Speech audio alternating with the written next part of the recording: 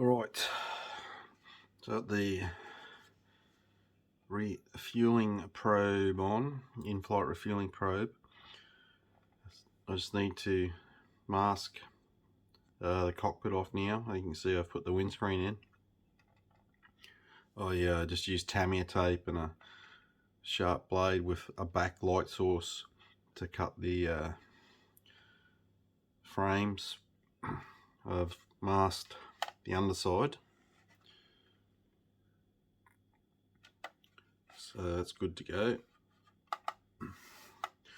I've put this, like I said, you got to glue it. You can see that I've glued it, but for a wheel like this where you have to go through this process, I always paint it up like a good to go. Now I've put it on, glued it, so I have to obviously clean that up, but I'll just be able to mask around the wheel and just spray that back in. That's about the best way I can come up with that for when you have to glue the spoiler section in, FOD cover to two halves. I haven't glued the wheel because even though the hub is keyed for these parts, it's a really loose fit, you can see there. So I'm not gluing it because I want to see, because it's got a flat spot molded in, I need to make sure that's flat on the ground, so I won't glue that until the actual landing gear's in and I can align it. Alright, so for the scheme, we got I'm doing the one based in Singapore. Underside is silver. I believe that this era of aircraft, especially the British, it's not natural metal, it was actually silver, high speed silver. This is my belief. I've looked up images of the aircraft and there are colour photographs of the aircraft from back then, and from what I can see, it's a uniform colour.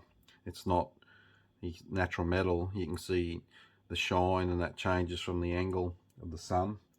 This just looks a uniform silver, so I'm going to use Alclad, and it's obviously Royal Air Force high speed silver. So that's what the underside will be. I'm just going to use black primer, just a flat primer. I'm not after a high gloss silver. Like I said, it's not natural metal, it's a paint. We're not trying to make a metal finish, it's a painted finish, so I'm just using the AK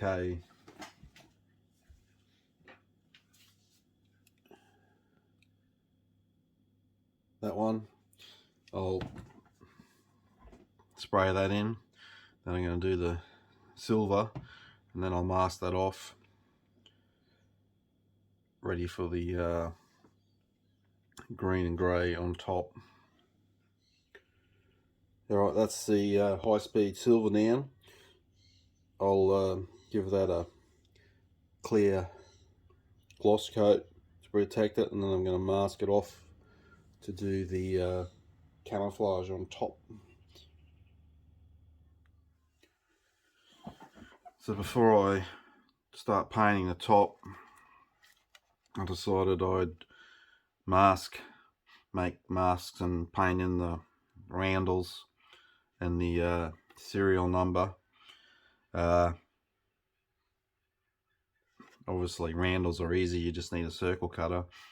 For the serial number I use the Silhouette Cameo 4, I think it is.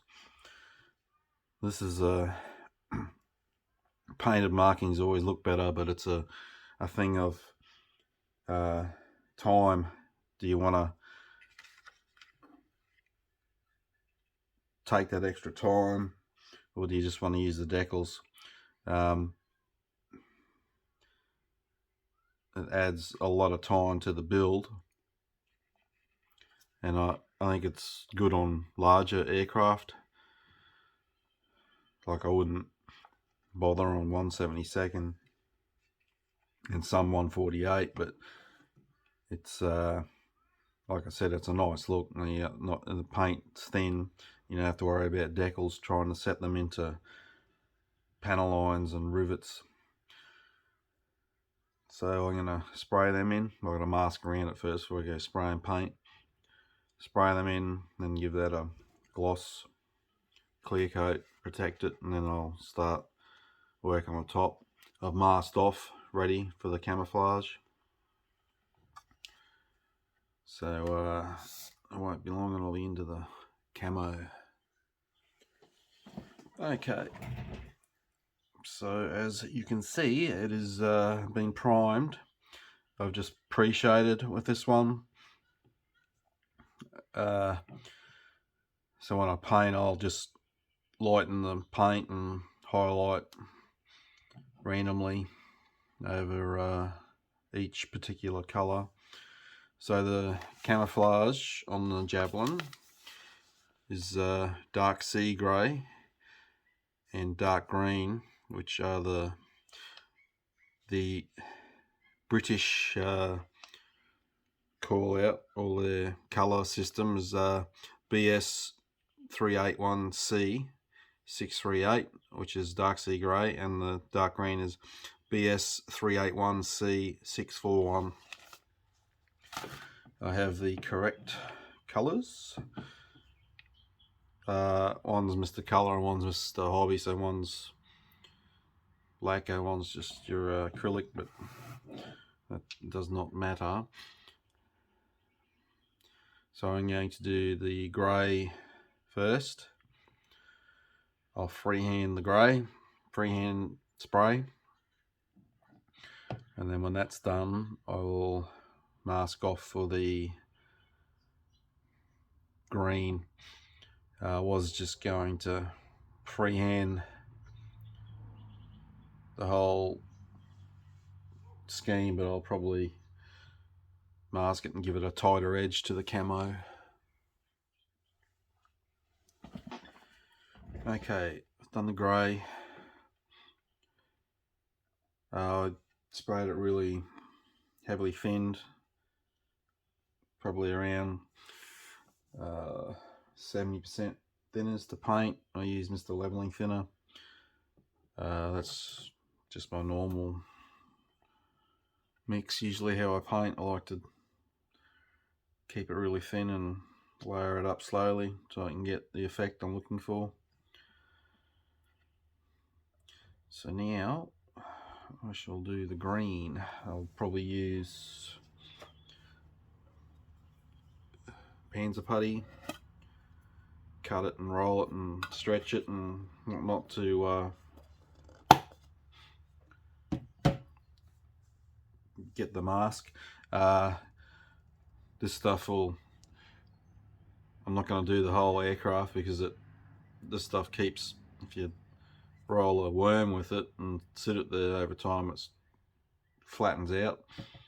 So I like to do small areas.